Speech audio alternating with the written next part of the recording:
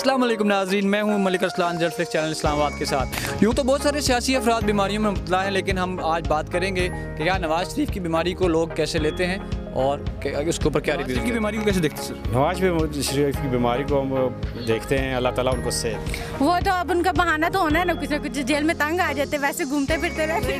कुछ हो भी सकता है कि शायद बीमार हो।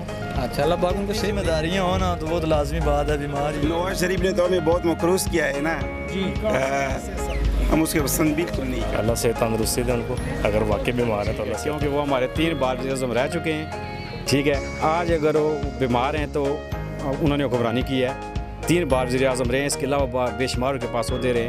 ठीक है, तो आवाम के सिलेक्टेड भी थे, तो उनको अल्लाह ताला सेहत दे, हम उनके लिए दुआ करें। सब भी तो हुकूमत कर रहे हैं, उसके बारे में क्या कहेंगे? खान साहब तो खान साहब हैं। खान साहब तो बीमार हैं। बीमार हो सकता है जी, अल्लाह ही बेहतर जानता है। ज़ाहिर बात है, इस बारे में तो कुछ नहीं कह सकते, लेकिन हैं तो ज़ाहिर बात है बीमार हैं तो सब भी कह रहे हैं ना, वैसे तो कोई किसी को नहीं कहता कि बीमार है।